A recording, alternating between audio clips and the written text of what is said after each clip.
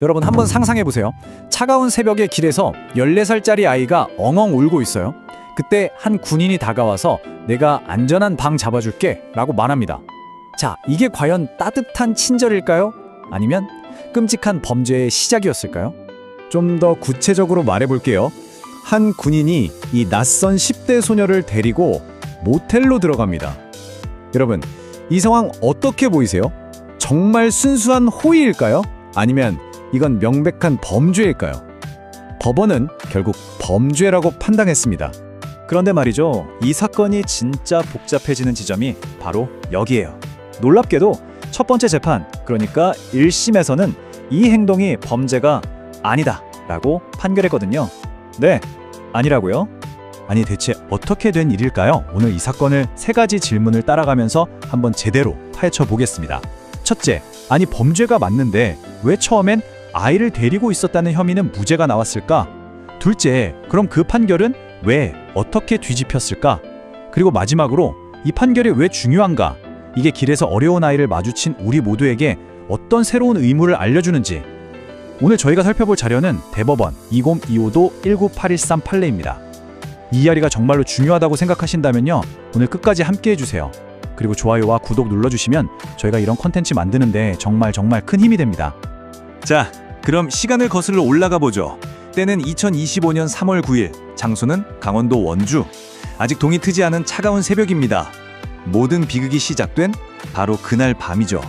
새벽 3시쯤이었어요. 공군하사 김민준이 길에서 혼자 엉어 울고 있는 14살 이서연 양을 발견합니다. 부모님이랑 다퉜다는 아이한테 내가 안전하게 재워줄게 하면서 접근했고, 결국 새벽 3시 44분 근처 모텔로 아이를 데리고 들어가죠. 하지만 그 약속은 끔찍하게 깨졌습니다.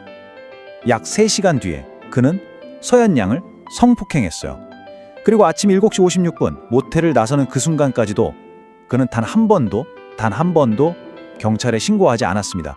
결국 김민주는 3가지 혐의로 재판에 넘겨지게 됩니다.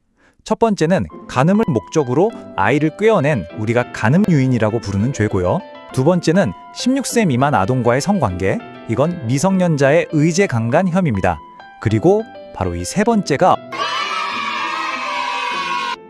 오늘 이야기의 핵심이에요. 신고도 안 하고 가출아동을 그냥 데리고 있었던 것, 바로 실종아동보호법 위반 혐의입니다. 자, 드디어 첫 번째 재판이 열립니다. 여기서 1심 법원이 딱 하나에만 집중했어요. 그게 뭐였냐면 바로 피고인 김민준의 머릿속, 그러니까 그의 의도가 대체 뭐였냐, 바로 이겁니다. 변호인의 주장이 진짜 기가 막힙니다. 들어보세요. 피고인의 목적은 처음부터 성폭행이었습니다. 아이를 보호할 생각은 애초에 없었죠. 그러니까 신고 없이 보호했을 때 처벌하는 이 법은 적용하면 안 됩니다 라는 거예요. 아니 이게 무슨 말도 안 되는 소리 같잖아요. 근데 더 놀라운 건 1심 법원이 이 기묘한 논리를 그대로 받아들였다는 겁니다. 그래서 판결이 이렇게 딱 갈립니다. 보세요. 간음 유인이랑 미성년자 성폭행, 이 성범죄의 혐의는 유죄가 맞다. 그래서 징역 3년을 선고했죠. 하지만 실종아동법 위반 혐의에 대해서는 무죄를 선고합니다. 바로 이 지점에서 우리가 아는 상식과 법의 판단이 엇나가기 시작하는 거예요. 검찰이 당연히 항소했겠죠. 사건은 2심 고등법원으로 넘어갑니다. 그리고 여기서 법원은 1심과는 완전히 다른 안경을 꺼냈어요. 이제 피고인의 의도 같은 건 보지 않습니다. 그 대신 아이에게 실제로 벌어진 결과가 어땠는지 여기에만 초점을 맞추기 시작한 거죠. 바로 이 화면이 오늘 이야기의 핵심 중의 핵심입니다. 1심과 2심의 판단 기준이 어떻게 달랐는지 한번 보세요. 자, 1심은 의도를 봤죠. 가해자의 원래 목적이 보호였나? 이건 사실상 피고인 머릿속을 들여다보는 심리게임 같은 거잖아요. 근데 2심은 달랐어요. 결과를 봤습니다. 그래서 너의 그 행동이 결국 아이가 발견되는 걸 막았어? 아이가 세상으로부터 숨겨진 거 아니야? 이건 완전히 관점을 바꿔서 아이가 처한 냉혹한 현실에 집중한 겁니다. 결론은 아주 명확해졌습니다. 2심은 1심의 무죄 판결을 깨고 유죄를 선고합니다. 당신의 의도가 성폭행이었든 아니면 다른 거였든 상관없다. 당신의 행동이 결과적으로 아이를 부모와 경찰로부터 숨기는 행위가 되었다면 그 행위 자체가 바로 범죄다, 이겁니다. 자, 김민준 측은 이걸 받아들이지 못하고 대법원에 상고합니다. 실종아동법에서 말하는 보호라는 단어가 너무 애매하다. 이렇게 주장한 거죠. 여기서 정말 주요한 포인트가 하나 있어요. 그의 성범죄, 그러니까 간음유인이랑 미성년자 성폭행 혐의로 받은 징역 3년은 이미 확정된 상태였어요. 대법원에서 다투는 건 딱 하나, 실종아동법 위반이 맞냐 아니냐. 바로 이 법리 문제 하나였습니다. 이제 이 사건은 대한민국 법의 새로운 역사를 쓸 그런 무대에 오르게 된 거죠. 대법원은 이 복잡하게 얽힌 사건의 본질을 딱 꿰뚫는 아주 근본적인 질문 하나를 던집니다.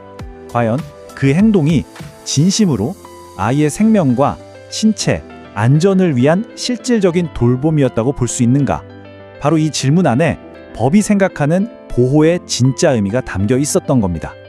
그리고 이 질문에 답을 내리기 위해서 대법원은 앞으로 비슷한 모든 사건에 적용될 6가지 구체적인 판단 기준을 사상 처음으로 제시합니다. 이게 바로 이 판결이 역사적이라고 불리는 이유예요. 자, 한번 볼까요? 첫째, 행위자와 아이가 원래 아는 사이였나? 둘째, 아이의 나이나 상태는 어땠나? 셋째, 왜 그런 행동을 했고 어떤 상황이었나? 넷째, 먹을 거나 잘 것 같은 기본적인 것들이 제공했나? 다섯째, 얼마나 오랫동안 같이 있었나? 그리고 가장 중요한 6번째, 그 행동이 아이가 발견되고 집으로 돌아가는데 어떤 영향을 미쳤나? 바로 이 6가지가 이제 대한민국의 새로운 법적 기준이 된 겁니다. 대법원은 방금 말씀드린 이 6가지 기준에 김민준의 행동을 하나하나 대입해봤습니다. 결과는 너무나 명백했죠. 그의 행동은 그 어떤 기준으로 봐도 보호라고 할 수 없었습니다. 의도가 뭐였든 간에 결과적으로 아이를 위험 속에 내버려두고 세상으로부터 숨긴 것밖에는 안 된다는 거죠. 결국 대법원은 상고를 기각했고 2심의 유죄 판결이 최종 확정됩니다. 자, 그럼 이 길고 복잡했던 재판 이야기가 지금 이걸 보고 계신 우리에겐 대체 무슨 의미가 있을까요? 이 복잡한 법 이야기를 아주 간단하고 현실적인 교훈으로 바꿔보겠습니다. 핵심은 딱 하나예요. 신고가 보호보다 무조건 먼저다. 자, 그럼 다시 처음으로 돌아가서 만약 여러분이 길에서 혼자 울고 있거나 위험에 처해 보이는 아이를 발견했어요. 그럼 우린 어떻게 행동해야 할까요? 정답은 이제 이 판결이 아주 명확하게 알려줍니다. 첫째, 일단 그 아이 곁을 지켜주세요. 단, 안전이 확보된 공공장소에서요. 둘째, 그 자리에서 바로 핸드폰을 꺼내서 112나 182로 신고하세요. 셋째, 경찰이 올 때까지 그냥 함께 기다려주시면 됩니다. 여기서 제일 중요한 게 뭐냐면 아무리 좋은 의도라도 아이를 함부로 다른 곳, 특히 내 집이나 모텔 같은 사적인 공간으로 데려가면 절대 안 된다는 겁니다. 그 행동이 바로 법에서 말하는 숨기는 행위가 될 수 있기 때문이에요. 이 번호 182 꼭 기억해 두시면 좋겠습니다. 경찰청 실종아동 찾기 센터로 바로 연결되는 번호입니다. 여러분의 이 전화 한 통이 아이를 가장 빠르고 안전하게 가족 품으로 돌려보내는 유일한 방법입니다. 결국 이 판결이 우리 사회에 남긴 메시지는 이 한 문장으로 요약할 수 있습니다. 당신의 목적이 무엇이었든 신고 없이 아이를 데리고 있다면 당신은 그 아이를 숨긴 것이다.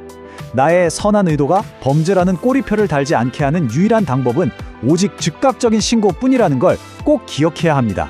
오늘 이 이야기가 우리 모두에게 중요한 생각할 거리를 던져주었기를 바랍니다.